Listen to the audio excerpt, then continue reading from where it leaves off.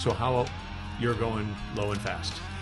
We were going at 550 knots at 100 feet. 100 feet at night? At night.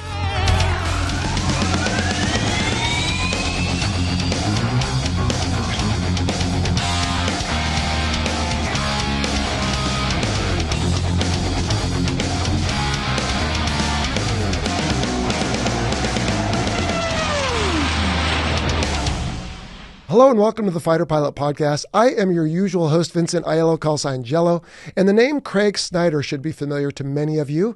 Not only was he our episode 95 guest talking about surface-to-air missiles, he was also one of two co-hosts of our sister podcast, the F-14 Tomcast. Well, Crunch had an opportunity to sit in for me on an episode with a gentleman who flew Tornadoes in the Italian Air Force and eventually rose to the rank of general, but not before spending time as a guest of the Iraqis during Operation Desert Storm in 1991. I know you're really going to enjoy this, so take it away, Crunch. Today, we have an amazing guest. We are joined today by General Gianmarco Bellini of the Italian Air Force, who lives here in Virginia Beach. He is the Honorary Consul of Italy to the United States. Yes. And he is joining us today to tell us some stories. Welcome, sir.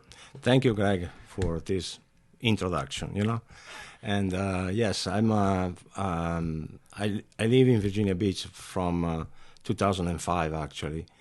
And I with my wife, and we have no children on our own, but we had children that are older and they live away, and so we don't have any cats or animals. No cats? No cats, no pets or anything. And generally, I do my work as an honorary consul, but I also like I did all my life. I love to fly, so I fly a lot. So great. So you're still flying today because you love it so much. Obviously, let's go in the Wayback Machine. Yeah. So back when you were a young guy, where are you from? Well, let's tell everybody. Obviously, you're from Italy. Where are you from, and how did you find yourself in the Italian Air Force? My family, I had nobody in my family went through military or being a pilot or not even thinking about pilots. But in the military, nobody did that career in all my family. So I was the only one that during my high school, I start having interest about flying, about airplanes more than anything else, So I said, maybe I can try that, and then I sent my application to the Italian Air Force. And the main time, because the time was in September, so before that I joined also the university as a doctor. I wanted to be a doctor because I said if they don't take me into the academy, I will be doing a doctor. Right. They called me and I started this career basically. Flew on the basic flight training for the beginning of the academy course, and then at the end of the 3 years, because it lasted 3 years, we have been sent to the United States for pilot training, the advanced pilot training. So okay. I graduated in Laughlin Air Force Base. Okay, yeah, Laughlin Air Force Base. Okay. Yes, and and after that there was still a program in the U.S. Air Force. It was called Fighter Leading Training. Mm-hmm. That was based in Holloman Air Force Base in New Mexico. So they sent me over there for another 6 months. I flew the T-38 Talon with a little box of a gun and flying in some of the air-to-air maneuver and air-to-ground training. So it was a lot of fun. I've heard the T-38 is. I've never flown the T-38. It's a beautiful airplane to fly, I tell you. And afterburning supersonic trainer. Beautiful airplane. Yeah. And after that, I've been sent to Italy, so graduate and everything, and sent back to Italy flew the going through the OCU in Italy in Tuscany. OCU. OCU. What is that? Is a school for transition to another aircraft. Ah, okay. So the OCU for the F-104. Okay. So I flew the F-104 for 2.5 years, almost 3 years, as a fighter bomber though. So can you imagine single engine fighter, pure fighter, small wings, like not. It doesn't have any wings. Basically, it's just a little bit. It's a big engine. Yeah, it's only a big engine. Yeah. And we were flying low level and base on a base northeast of Italy, ready to go for against the Warsaw Pact during the Cold War. Basically. What year are we talking right now? We are in the 1983. Okay. 83, 84. So.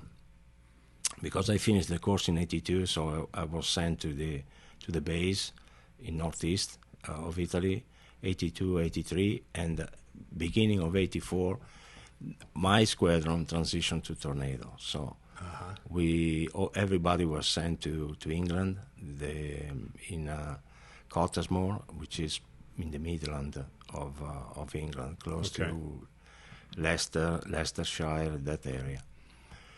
The center of England. Nice place and beautiful training. So we transitioned to Tornado, and basically I flew all my career on that aircraft. Gotcha. So, wow. Okay. And then so that was in mid 80s. You transitioned to Tornado. Yeah, 84. January 85. We transitioned to Tornado, and so from 85 to 2000 and. I always flew Tornado, basically. Wow. Okay, that's great. 2002. That's pretty neat. So, in the Tornado, it was if memory serves, it was built by a European consortium. Yeah, it was the Brits, the British, the Italians, and the Germany. Mm-hmm. They all built parts of the aircraft and then assembled together, and then. It was a nice airplane. Especially the training part was very interesting because we trained all the three nations in the same base in England. Oh, okay. With the instructor from all three nations basically. Mm-hmm. So we had everybody coming to Cottesmore. That was the base in England, and they were trained exactly the same way before going back to their own nation, basically. So, and I was instructing there for 3 years. Oh wow! Okay. So, yeah. So now, some of our listeners may remember, probably 4 years ago, Jello interviewed a guest. I think it was episode 47 about the Tornado. He had somebody on to talk about that. I know that they talked through all the different variants. And you were flying. I know there's a fighter bomber, an electronic attack, and it's something else. Yeah, basically the fighter was something that was not really a big success, because it was very difficult to maneuver. An airplane that is designed to fly low level, you can really go 30,000 feet. You cannot. So it's a design for low level bombing. That's it. It's designed for low level. They made a little bit of changes, modification of the initial structure of the airplane, but it was not designed to be a fighter. So it was designed to be a fighter bomber. Very, very low level, very stable platform that was absolutely stable. There were no GPS at that time, but the system was so precise that you can drop a bomb without seeing anything. And off the inertial navigation system. From the inertial navigation system. Wow. Basically, a computer that was taking off all the errors and adjusted the errors, and it was a pretty smart airplane. Wow. So the airplanes I flew our INS and the Tomcat was, we called that the Driftmaster 2000. It was so bad at times. The early ones, that is. We had the same thing with the F-104. We had an inertial navigator in the F-104. Nobody were looking at that because it was way off all the time. So it was impossible. So you were flying, I believe it's the IDS version. Is that right? Yes, that's correct. And how does that version compare? Forgive me if I say it wrong here, but how does that compare to like the GR1 through GR4? How does that? There's a lot of difference. For the GR4, for example, I'm not sure because it was mainly a British version of the Tornado. Yeah, he had a different weaponry, different way to. He had a laser. Oh, you didn't have a laser. We did have a laser in the pod, but we couldn't have a laser.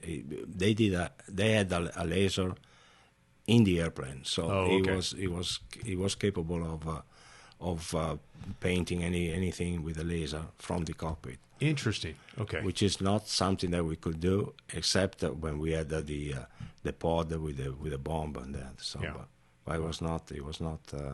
Design. Our version was not completed with these things. So. Oh, gotcha. Okay. All right. So that takes us up to the mid '80s. Yes. You're flying it. We're getting there, and then we fast forward 5-6 years. Saddam invades Kuwait. All sorts of stuff happens. That was 1990, right? Yes. And then January, I believe it was 18th of 1991. Boom. That's when we started. You had a mission. I believe it was January 19th. Is that right? Or was it January 18th? It was January 18th. The first day. So the first day was I think it was the 16th or the 17th. I think it was the 17th. But we have been put on a ATO, which is the task order, the night after that. So we because we had some kind of internal issue with the government and all the stuff, But so in the night of the 18th, actually the night of the 17th to the 18th, we did our mission. Okay. So where were you flying out of? We were flying out of Al Dhafra, which is in the United Arab Emirates, down in the south, because by the time we get to the coalition, all bases were full of aircraft. Everybody took the closest place, and so we deploy 8 tornadoes. Then they become 10 in Al Dhafra.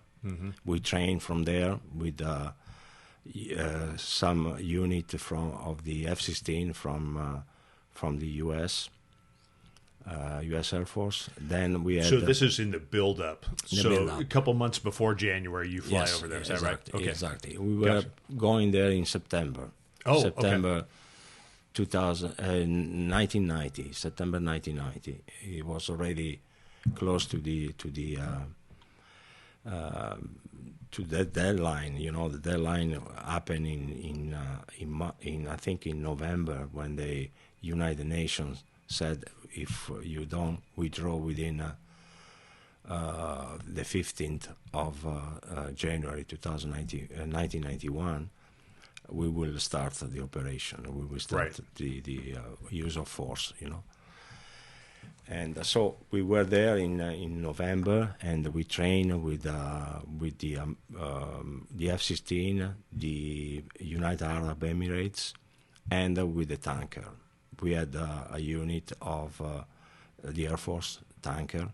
Which type of tanker? Do you remember? It was I think it was a 707. Okay, so the KC-135. KC-135. With the with the boom. Yep. And at the end, because we don't have a capability of having we don't refuel with the boom. We refuel with the probe and the basket. Like we do in the Navy. Exactly. So if I may shake your hand, sir, that's the way men do it. That's the right way to do it, And but it was pretty tough, because that little thing, the little piece of tube that you have between the boomer and the basket, is very unstable. So you have to make the loop and keep it in a certain way.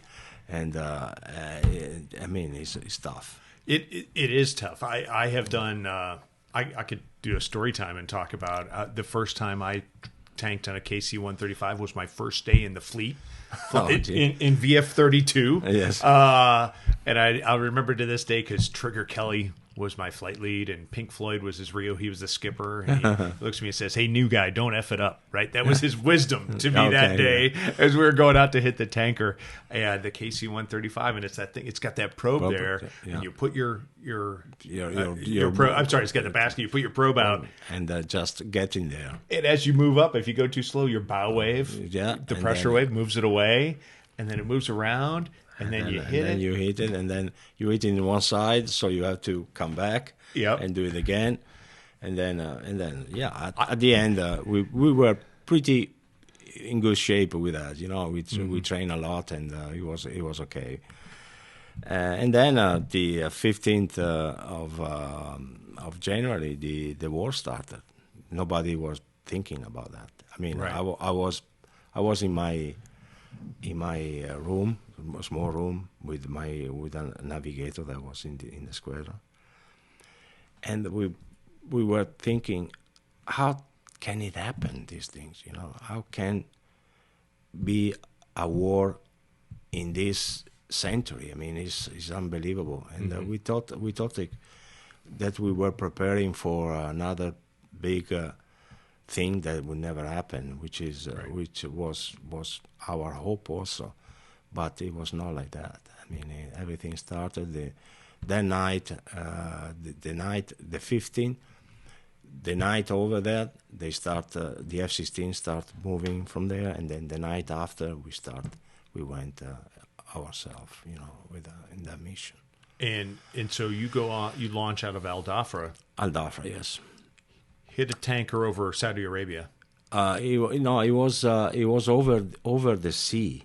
Oh, okay. Which was not a good idea because the range was between 15,000 to 21,000, something like Pretty that. low, actually. Pretty low. Yeah. And the turbulence at that point was so big. I mean, it was we couldn't get through.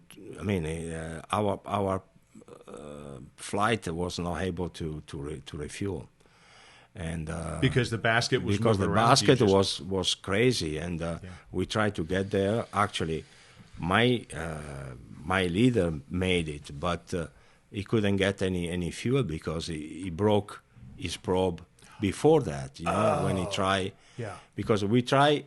We give ourselves every 15 minutes time to get 10 minutes actually to get to close to the tanker, and then trying to connect to get fuel.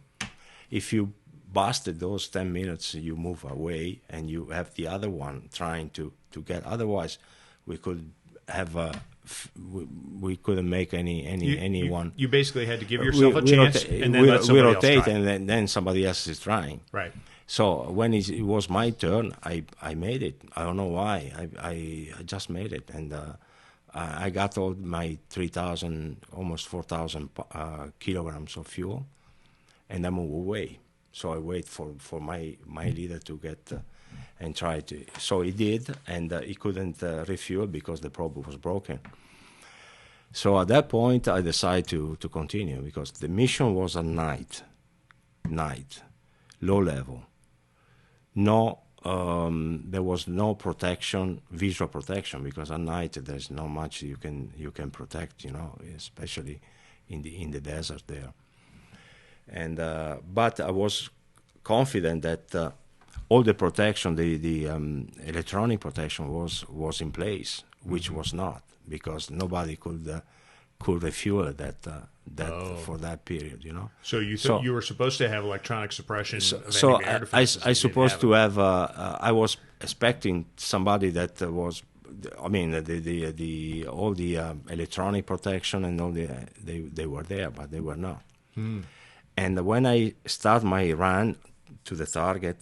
Actually, before that, when I start descending over the sea, I called the AWACS, the coordinator there, and it was Ponca 15, something like that.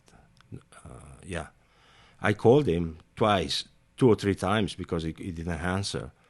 And I told him, hey, this is Legion 14, which was my call sign.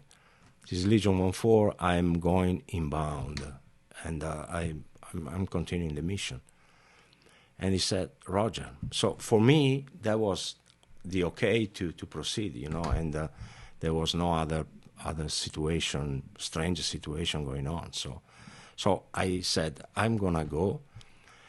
I'm going to have all my protection and everything, and nobody's going to... And it was not that case. Everybody was concentrating on my aircraft.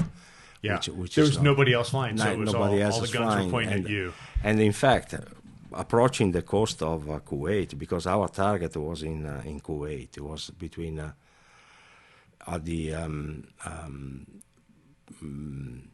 close to the border with Iraq, and there was a deposit of ammunition that was kept by the Iraqi, of course. Okay. And so we had to manage to hit that target, you know.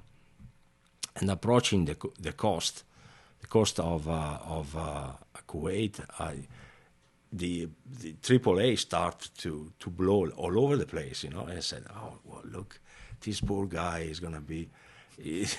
they are hitting him for sure, you know. This poor guy, because it's all over there. Yeah, but they were all shooting at me, and that was something interesting, very interesting.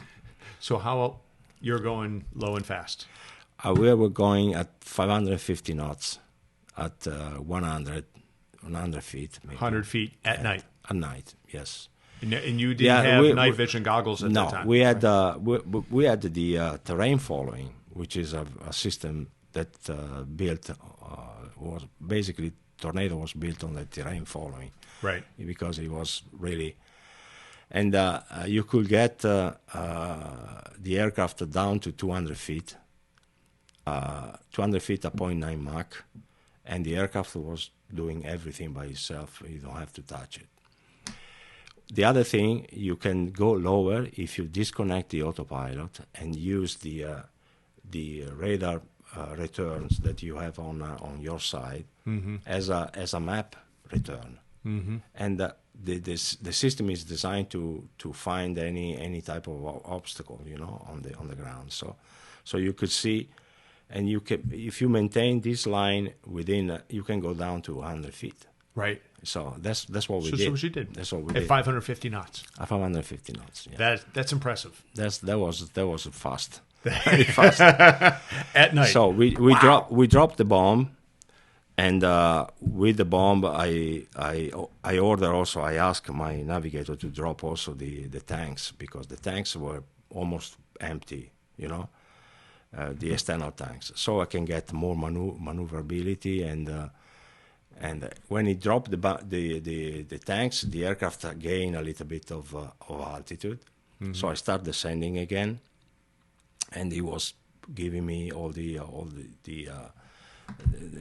altitude from the terrain and thing. And when we get basically wings level, going toward the sea again, trying to go back to the tanker and go back to Al Dhafra. AAA hit my taileron, one of my taileron, the right one, and it took almost 40% out of the taileron. The taileron is like an aileron for a normal airplane, but we use the taileron as a elevator and as an aileron as well. Okay. That's the way the Tornado is. A taileron. Taileron, yeah. Okay. And it took one of these. Maneuverability was impossible at that point. The aircraft started to roll. He rolled the first time completely. I tried to contrast it using the cloche, and trying to contrast them. Nothing changed in in the speed of turning. So when we return back, I ordered the ejection. I pull the handle. My navigator goes first because the sequence is done in that way, and then I went off the airplane. The airplane crashed in less than a second. Because you're at 100, less than 100 feet. Yeah, probably we at this were point. when we pulled the handle. We were at 30 feet. 30 feet. 30 feet. Wow. Okay. So that's why- like a second-story building. Yes, and all this data came out from the crash recorder, which was recovered by a crew of British that swept all the area after the war to collect all the remaining of their tornado, because they lost 7 tornadoes, one on every night. Wow. Okay. For seven nights, and then they started doing some high level, medium level bombing, which was then safe because we didn't have any problem there.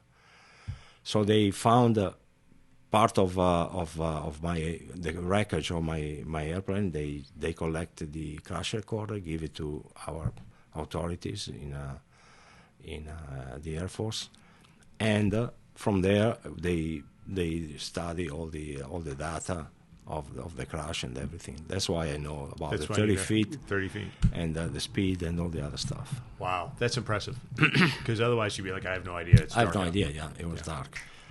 So we found the crash. So you found the crash, or the British. The British, they found the crash, and they make a picture. I got all the pictures of that crash, everything, the 2 engines, the airplane crashed very close to the command post of this AAA. Probably was not probably the one that kills us, but Yeah. probably one of those. So they found part of my equipment also in this command post. Part Stuff of my, they had retrieved. so they probably captured us, kept us into that command post for a while. They took all our stuff and they gave us the yellow yellow jacket for POW, PW actually. Mm-hmm. That's what the one that has been seen during that period. Right. So now, when you ejected, you landed. Were you conscious? No, I don't remember. You don't remember? I don't remember. To be honest, I don't remember. The thing I probably because the first my navigator went out from the cockpit with 16 degrees of bank. Okay. And I left the cockpit at 47 degrees of bank. Okay. So it was very close to 90 degrees of bank, which is probably at that time I would probably be crushed into the sand. Unsurvivable. Unsurvivable. Right. So it was very lucky on that. We landed. I don't remember the first 4 or 5 days. Wow. Yeah, they keep. I mean, there is something coming up sometimes, especially when I feel some smell, strange smell in the air. That's when it remembers me something. From those 4 or 5 days, you'll suddenly have a memory base. Some kind of memories, but nothing. Really? Is it like nothing. some food or Maybe the mold smell. rust? The smell was the thing that really kept me wonder. It probably is connected to something that happens that period. So for 4 or 5 days, I don't know. There's some I could reconstruct some of the time because with me actually for 2 or 3 days there was a Kuwaiti pilot on the A4 that was shut down the same night or the night after me, and we spent some time together. So he was talking to me and say, "Hey, I remember you. You were there at that time in that cell. That you were calling for somebody to give you some kind of water or things, but so I reconstruct some of the stuff, but I couldn't really. I don't really remember that period completely. Then after that, I remember everything, every single moment. So somewhere around the 4 or 5 days. After the 4 or 5 days, everything in main time in that period we were traveling. They brought us from Kuwait to Basra. Mm-hmm. Basra is Yes, down in the southern down part the of south. Iraq. Yeah. Then and from Basra to Baghdad, and we stopped at the one of the army base, basically with this guy told me that we were kept into this NCO officers club, NCO club of the Iraqi, and we were questioned and interrogated during that period, which I was not in a very good help for that time because I was not conscious. So this was in the first 4 or 5 days. This You 4 were or being 5 interrogated. days. You don't remember that? I don't remember that. No. Wow. So you don't. I assume it was harsh interrogation. I think so because always Mohammed Mubarak, the guy that the pilot that was Kuwaiti pilot, he told me that we were beating quite a lot during that period, and so then after that they took us to Baghdad, and we stayed in Baghdad for almost all the time in this big building, which was a building of the Republican Guard, and underneath, on the bottom, probably a couple of floor below that, there were prisons. So the prisons were basically into the ground, and we had only a small window that was looking at and you could see from the window there was. We were at the base of the ground, basically, so we were underneath the ground for most of the time. Wow. We stayed there until the 23rd of February. At that point, the building was hit as a target, basically, and it was completely destroyed. With you in it? With us in it, because we were more than 20, 25 probably at that point. And fortunately, the fact that it was underground, we didn't have anybody killed in that. Maybe so the whole building's coming down over the top of you, but you were collapsed okay all in the over the basement. place, and we stayed in the basement. And we survived. And then after that, they brought us in 3 or 4 different prisons for a few days. They just kept moving you around. Kept moving us, and then they freed us on the 3rd of March. So let's back that up. So when that building was hit as a target, do you think it had anything to do with the fact that you all were there? Or No. They probably had no idea. Otherwise, they wouldn't have They hit had it. no idea. Okay. And then they moved you around to different places. Was this the Republican Guard that had you, or was this regular army? What? I think the Republican Guard, because they were interrogating us all the time, and it was not an easy interrogation at that time, and they were beating us and interrogating us. So pretty brutal, pretty straightforward. They would just beat you with a rifle or something. They were tough. I'm sure. And especially because the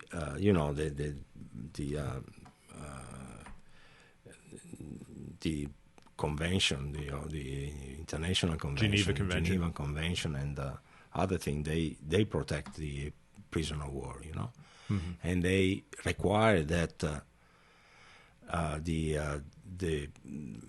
entity that keeps them should give to the other part information about condition, about my family never know if I was alive or not. They never communicated to the Red Cross or anything, nothing. Is how it's normally done. Which is normally what should be done as a Geneva Convention, which is doesn't matter if you are if you didn't sign for this convention, is a law. Is a They just real, chose not to listen.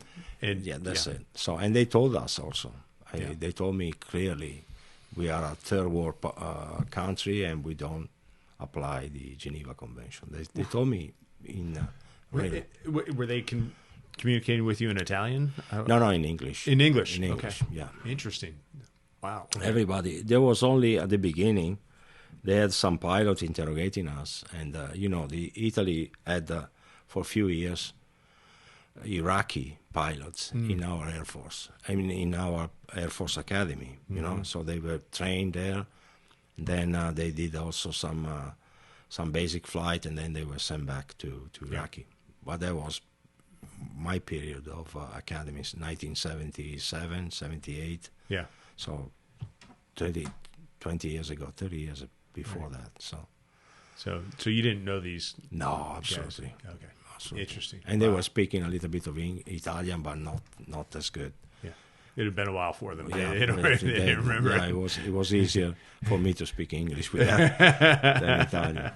I gotcha. Oh, wow. So what were they were interrogating you? What were they asking you? They were asking, I think it was more of a psychological thing, you know. They were keeping you under pressure all the time, you know, and because the thing that they asked me was something that you could find in any piece of paper or anything that you look like a Jane's or anything, or even Google. Well, at that time there was no Google. We had Jane's back then. Yeah, well, with Jane's there was something that you could really get all the information about that. So they were asking very simple thing. And I didn't feel that I didn't have to say anything, you know, because the thing that they asked me was such a basic stuff that, you know, you can really miss that or say. So they were just keeping you under the thumb. Yeah. Really no. There really and was no. They were doing that every 2 days, 1 day, depends. That's a lot. And it is a lot. And the atmosphere was really, really scary because, you know, they brought you in a dark place where this lamp was the only thing that, and this guy that is interrogating you is almost outside your view. You can really see it, and sometimes you have somebody that is gonna punch you a fist in your head, or you know, it was really tough. I can imagine. Wow. So did you ever? I'm sure you thought, this is it. I'm not going to make it. Did you ever? Get to that point? Many times, especially after the 23rd of February, after they bombed the prison and they moved us. I said, I'm not going to make it. This is too much for me. And I remember we stayed 7 or 8 hours outside in front of a big wall, you know, and I was sitting on my knee basically, you know, and 7 hours, 8 hours there. I mean, it's unbelievable. I mean, I couldn't even move after that, you know. I bet. And I said, oh, this is too much. Too much. Oof. Now, the folks who were the other pilots, I assume it was all pilots that were with you? Yes, most of them, yes. Did any of them not make it? We had, I don't think, the prisoner of war, they all made it. Because there was one that ejected from the F-18. I think what was the name? The U.S. Embassy called me to see if I had any information about him. Slaughter, maybe? No, but anyway, he's the guy that ejected, and they found after the war, after probably a few years ago, they found some remaining of his body, so he was killed, or he didn't make it. Right, but he wasn't held with. He wasn't held with us, and I told the embassy that I never had anybody talking about this guy, or because the beginning was that they were not sure if they kept this under in captivity. Yeah. And like happened during the Vietnam War or other things, Yeah. So, but I told him I never had anybody talking about him, or Right. so. Right. So I assume we're talking about Scott Spiker. Yes. No, I remember his name. Yeah. And they. Gotcha. So no indications. There's no bombshell here today. Right? Nobody was even among the prisoner war. There was nobody mentioning that at all. I mean, and also the guards. Nobody ever say their name. Were there any other cohorts of pilots anywhere, or you the only? If you were shot down over Iraq, you were in your group. Is that right? Yeah, we were all together, except that we had a few, I think, Kuwaiti, but they were not pilots. They were in the same prison with us after they moved us a lot toward the end of the war, and they were kept in a different floor. So I think it was above us, and there were some families there. There were some women, and we had some children too. Wow! So there was probably a different thing, but nobody. Interesting. So now, what led them to release you on March 3rd? The end of the war. Because that was the day, huh? That was the day, because when they discussed the ceasefire just outside the border between Kuwait and Iraq, the tent. There was a tent over there. There was a Schwarzkopf and all the big general, Kuwaiti general. There was also an Italian general, a few other people there. They discussed that, and they said part of the ceasefire thing was that they need to release all the POWs, and that was the 3rd of February. Gotcha. 3rd of March, I think, or the 2nd. I'm not sure. How would they know who was there though if they hadn't been sharing the information? They take. I think the one of the generals took a list of names. And he showed a list of names, and there was we want all these people back. And then there was also my name there. So the Italian general that was there phoned to the chief of staff in Italy, the Italian Air Force chief of staff, and that guy called my family and told them he's alive. He's in the. And it was almost on the same time when some of the journalists from the major TV because in Italy it was a completely crazy stuff. Everybody were all over my family and trying to get information, and especially the big media. Right. So one of these journalists was in my house when my father took the phone. So So he was a big thing. I mean, Jesus. I can only imagine. So this journalist was very lucky because he made the announcement in almost direct time. I mean, it's exactly on the same time. Wow. Now your navigator. Was he with you as well? He was with. Well, I never saw him in captivity. Oh, he was the same location, but you didn't see him. He was kept in another prison or another cell or other thing, and he left for Jordan, for the Amman in Jordan, by car the day before the 2nd. So. The ceasefire was the 1st of March, I think it was, when they signed it. So the 2nd, Maurizio went by car to Amman, and he was handed over to the Italian authority there, together with other prisoners, 2 or 3 or 4. And the next day, they took us to the airport in Baghdad, and we flew on a Swiss Air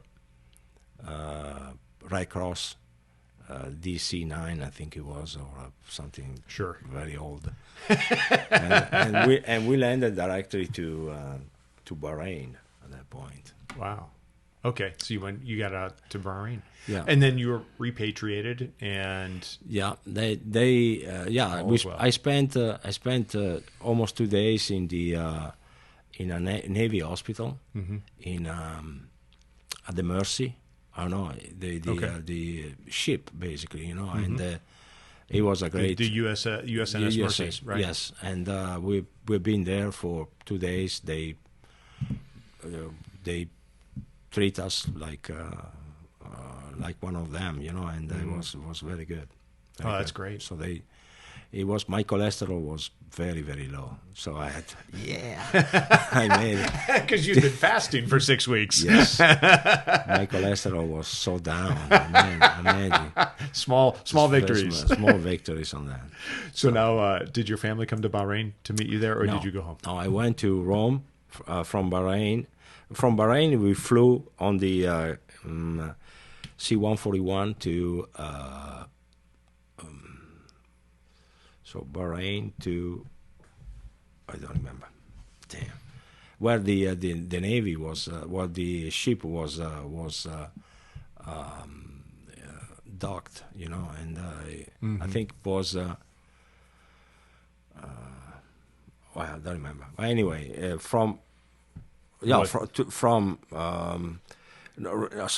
we landed to Riyadh. Okay. Riyadh, and then from Riyadh to Bahrain. C-141, and in Bahrain we went to the naval in hospital Bahrain or in Bahrain. Okay. In Bahrain, we stayed in Bahrain 2 or 3 2 nights, I think it was. Then the next day from Bahrain to Rome, we flew directly to Rome. So the Air Force brought up. Executive jet, something like that. Something nice.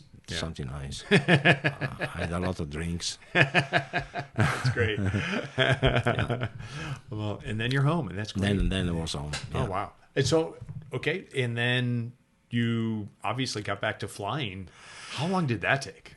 It took me, tell you, when I get home, the first thing I went to do a physical exam, or you know, for the Air Force, and they sent me. Actually, no. Before that, they sent me home and said, "You're gonna have a month of decompression with your family. Don't go somewhere where they don't bother you." And so I picked up and went to the Alps and stayed in the middle of the mountain, and it was nice.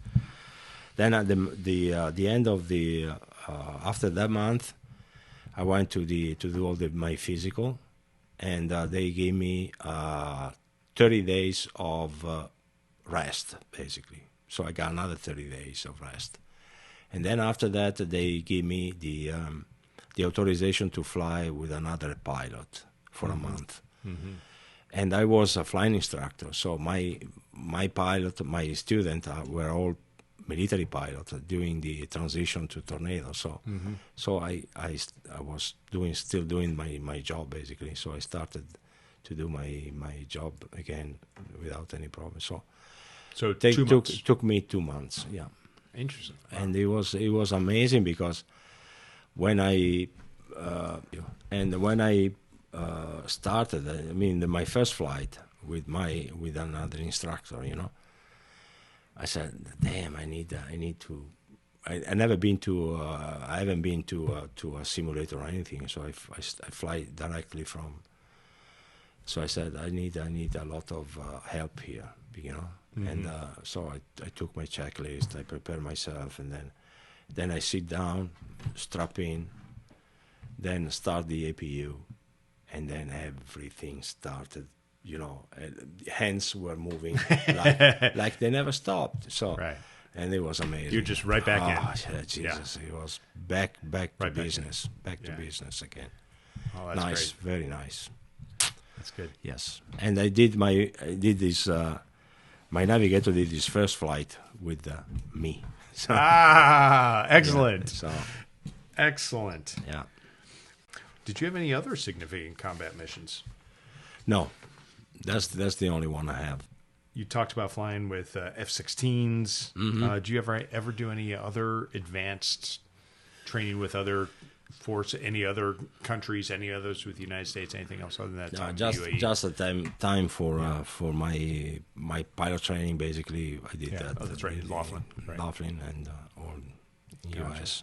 We kind of talked about this a little ahead of time, so Yes, but yeah. Pretend for the viewers that we haven't. Okay. But you're the honorary consul of Italy Italy. to the United States. Yes. Tell us what that means. I am basically doing the function of a consulate in the area of Virginia, in the area of North Carolina, South Carolina, all that place, And so I have a lot of customers which are Italian citizens living in the area that are coming to my office to renew the passport or other things, So if I'm an Italian in the East, this area Yes. of the United States, and I go, I have a problem where normally I would go to the embassy in D.C. would be my only choice. Instead, I can call you. Yes. And you might be able That's- to help me. That's what's happened most of the time. Interesting. Okay, I didn't Most know of that. the time, yeah. And I do that on my free time because it's a honorary consul, so I don't receive any pay from. It's a volunteer from the job. government. It's a volunteer job. Wow. Yeah. Okay. And I love to do it. I mean, because I realize that some of the people that are moved in the United States maybe 30 years ago, they still have a lot of contact or connection to Italy still, in place. But it's more and more difficult when time goes by. It's more and more difficult to keep these things going, especially if the bureaucracy is changing or things are changing. So they and I like to do it. I mean, it's something that for the time when I be able to do it is a good thing. It's rewarding to help people. I feel very good, actually. Yes. And then you go fly airplanes to make and a living. then fly airplane. Yes. What's not to love? Oh, that's a perfect life, right? It is. That's a what perfect else life. can you expect? Yeah. That's right. So speaking of being a pilot, some of our listeners are aspiring pilots. Mm-hmm. Maybe they want to go into. Maybe they want to be a fighter pilot. Maybe they want to be an airline pilot. Do you have any advice for our young listeners who are thinking about being pilots? Or Yeah, I mean, it's something that you need to pursue with a lot of confidence, but also with a lot of work. It's not something that you gonna have it like this just because you pay. It's not something like that. You have to be very, very prepared in your everything, and this is the best job ever. There is no other job like this. yeah, But you need to love it. I mean, if you don't, it's gonna be like any other stuff. it can be a grind. It can be very very boring and very very bad also. So True. yeah. There's certainly true that there are times where you're just flying from here to there, and you're staring out the window for about 3 hours, Absolutely. and you have to be okay with that. Absolutely. Because it's actually better than the alternative, which is there's a firelight and you're trying to figure out what to do. What to do. Exactly. or especially if you have a passenger on board, I mean, you are responsible for the life of all these guys, and you don't want to play games or be stupid. Right. You got to be smart. That's very true. That's good advice. Yes, you got to be smart because otherwise you risk the life of everybody and yours as well. Yeah. So work hard. Work hard And love it. and just love your flight. We have several Patreon listeners. So Patreon is basically patrons, folks who pay a little extra money for some special access. So we have several Patreon listener questions. Looks like 4 of them have to do with your time as a guest of the Iraqi government, and another 6 that have more to do with the Italian Air Force and flying the Tornado. So let's start with the ones about The period. captivity, just because Okay. it's a little bit. We'll get that out of the way, right? Not out of the way. We'll just start with that. Yeah. So the first one is from Jim Gundog, and his question is this: What?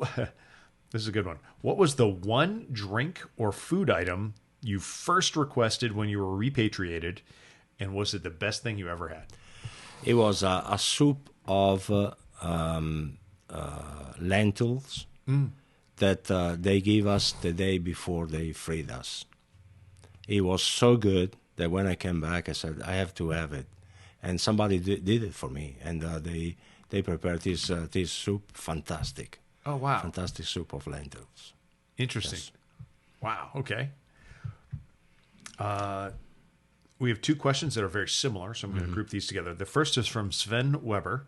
He says, did you receive any training for the possibility of becoming a POW? And if so, how tough was it compared to the real thing?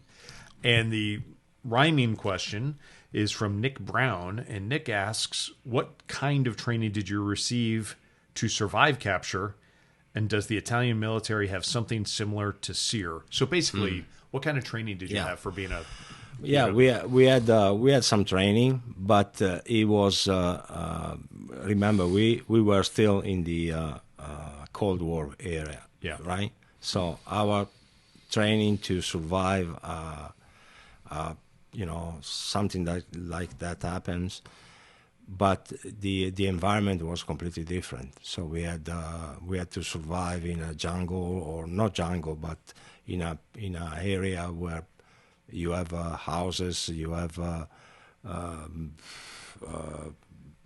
woods and places where you can hide, and you can get some kind of food over there too.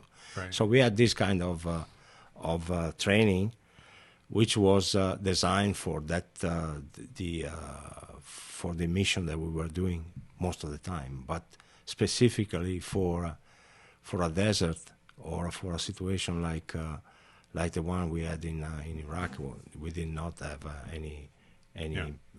There's only so much you can do to simulate that. Absolutely. I know that the SEER training I went through, SEER is SERE, Survival, Evasion, Resistance, and Escape training. That's what we did too. Same. I mean, exactly the same thing, but it was designed for a Cold War environment. It was designed to be captured by the Soviets. Yes, essentially. Exactly. Right? Or try to escape the Soviets in a region that it was on the other side of the. And I think the assumption is also that if you were captured by the Soviets or the Warsaw Pact, that they would honor the Geneva Convention. Absolutely. And Iraq just it was not. did. It was not the same thing. Yeah. It was not. So we had to improvise and do whatever, but we didn't have any chance. I mean, it was something that we ejected, and probably I don't have a real assumption for that, but probably we were captured immediately because everything was there. I mean, they were waiting for us. Yeah, it probably took them less than half an hour to catch you, and there's a good chance that you were beaten at that point because you were bombing our people. And, yes, exactly. I mean, you're actually kind of lucky that not only did you survive the ejection, but you survived to the capture. That's what I keep saying. We were lucky to. I was born 3 times, because one was my actual one. The other one was when I ejected, that we didn't crash into the the other one that the bomb on the 23rd of February didn't kill us. So very lucky. All right. Next question. I think we answered that one. In this, I know we've talked about this a little bit, but Michael Tenish asks, as a prisoner of war, did you have contact with other prisoners, and what was the morale effect on you? Well, we talk toward the end. After we've been on confined cells for most of the time until they bombed the major, right? The one that I was talking about, the 23rd of February.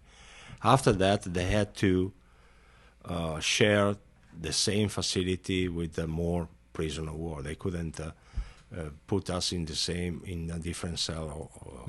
They put you in like they put us in a 4 or 5 prisoner of war in the same cell, and so they would keep.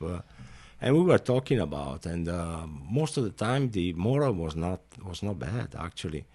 We were thinking this is going to end pretty soon, because there was the Kuwaiti was listening the radio outside.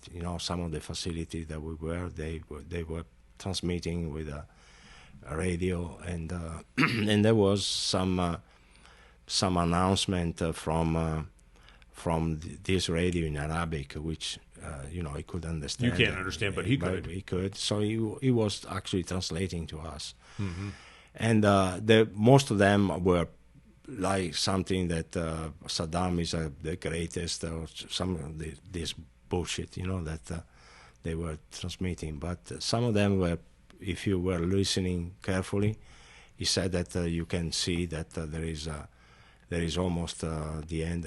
They are almost at the end of resistance, and that they probably won't be able to keep it for a long time. Wow. So we were pretty confident. So it was great to have him around. Yeah. So we were confident that they would have ended pretty soon. Yeah. Which they did. Which he did. Yeah. All right. So let's talk about airplanes. Well, sort of. So we're going to talk about. So Joe Kunzler, his question is: so what targets did you go after in Operation Desert Storm? So you went after one target. What was that one? The target was an ammunition deposit that was held by the Iraqi after they invaded the Kuwait, but it was actually it was in Kuwait. It was in Kuwait, yes, at the border with Iraq. Gotcha. So was it actually Kuwaiti munitions that they had acquired? I don't think so. They're using it and to keep all the stuff, but it was part of our task. What else was in that target package? There was another.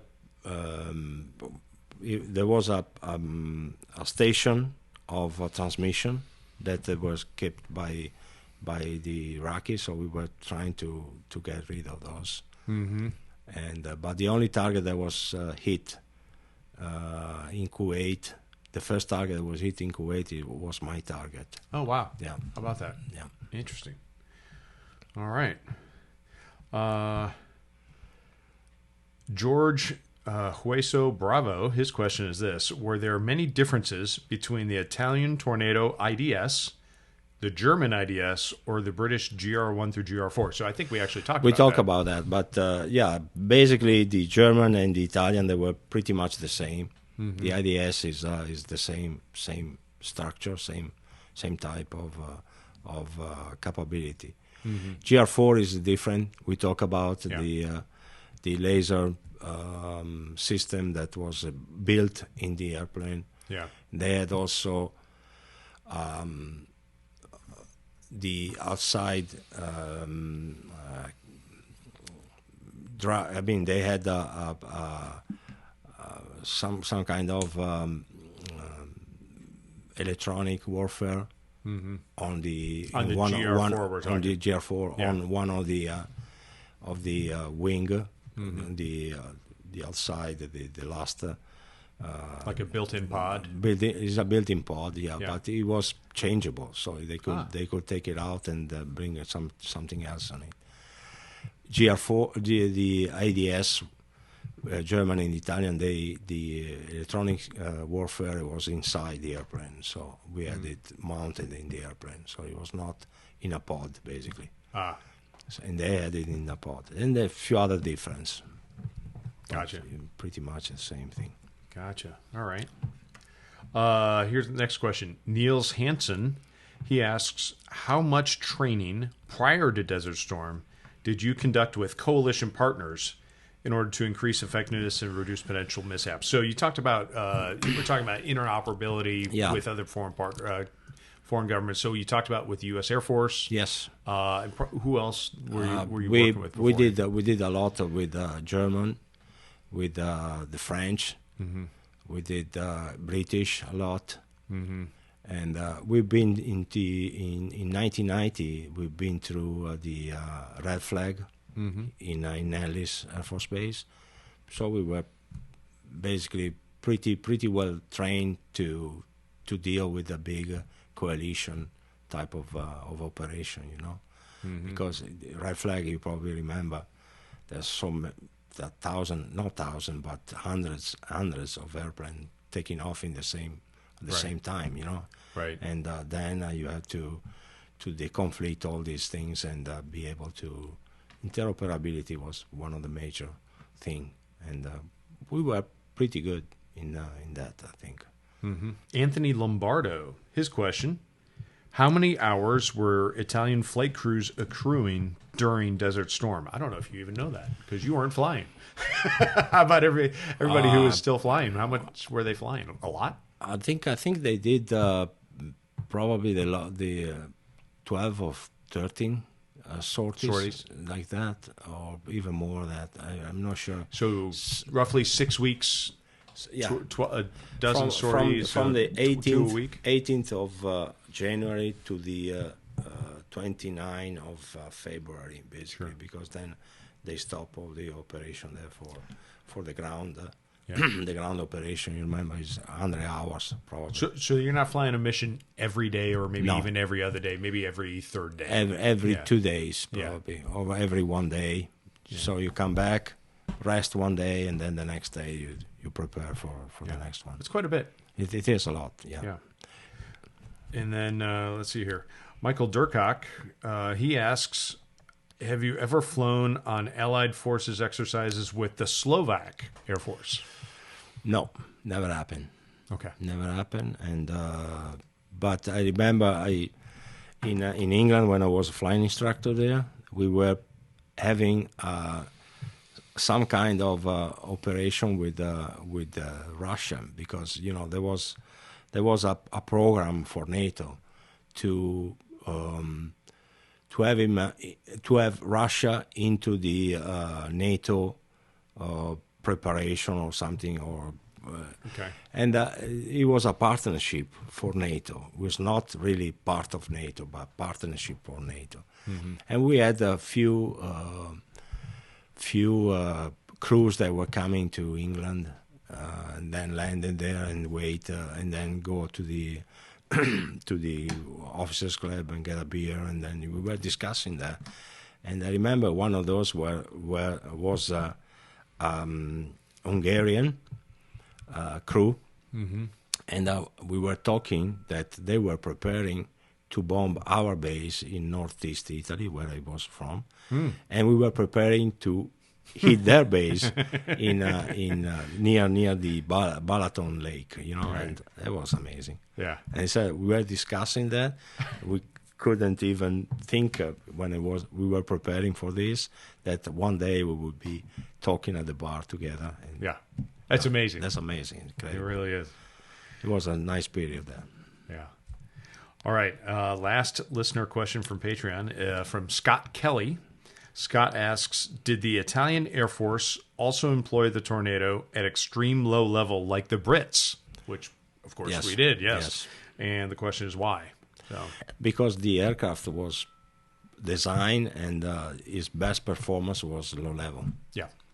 We were training in Canada to go down to 100 feet in the Labrador area, and is really impressive. Yeah, really and like you said, it's designed for it. It's got terrain following radar, and that's what it does.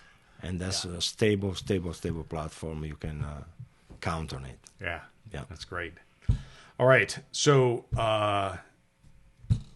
well, it has been. We've got all the questions here. This is great. So, General, this has been an amazing conversation. I really appreciate the time you spent with us today. I feel I have learned a lot, and I hope I've made a friend. Oh, absolutely. Since we are here in the same town, absolutely. and we fly the same airplane on the weekends. So for our listeners, are you active on social media by chance? Yes, I'm on the Facebook. Okay. You can go and Google my name. It's probably you'll find me. Okay. And what else? I don't. Are you on Instagram or no? I'm TikTok? Do you do dance videos on TikTok? You don't? No. No, I think only the Facebook is the only one that I'm using. Great. Once in a while. I'll make sure to find you on there, and Okay. I'll add you on the way home. Absolutely. It'll be perfect. Absolutely. Not while I'm driving. I'll do that. No. Oh, great. Oh, and we talked about it a little bit. That there's a film that you were interviewed on, and you talked through a lot of this. I saw a snippet of it a little bit. Where would folks go to see that full-length feature? That documentary, interview, whatever it is. It's probably, veterans of Gulf War, something like that. So one of the last things we do here on the show is we always like to talk about call sign stories. So you have a call sign? Yeah. And it is... It's strange. It's a very unique call sign. They call me from the beginning when I get to the squadron. I was with a big bird, you know. A beard? Beard, like mustache, beard, and a little bit of hair as well. not as many, but a little bit. And they call me Puffo. Puffo? Puffo, which means Smurf. So, because, you know... You look like a Smurf. Smurf. Look like Papa Smurf. And it stays like that for all my career, basically. Oh, that's so funny. So. Oh, well, that's great. Well, General, thank you very much. Thanks This has a lot been for an having incredible me. conversation. Thank you. And thank you for sharing your story with us. I know that this may be... it's very interesting to our listeners. I don't know if it was hard for you to talk about or think about. Absolutely. But I think it's really interesting to hear stories about this and to see the success that you've gone to. I mean, you're a retired general, honorary consul, and flying every day still to this day. Yeah. So thank you for having me, actually, and it's been an honor. Thank you very much. Absolutely. All right. Well, thank you, sir. Appreciate it. Thanks a lot. Excellent. Hey, thanks for watching this episode of the Fighter Pilot Podcast. I hope you enjoyed it and learned something new. I still do every episode. Now, as a quick reminder, we try to explain all the jargon, but in case you missed something, head on over to fighterpilotpodcast.com where we have a glossary of all the different terms we use. And while you're there, check out some of the cool merchandise that we offer. For additional content and to help support the show, please go check out our Patreon page. We'll see you next week.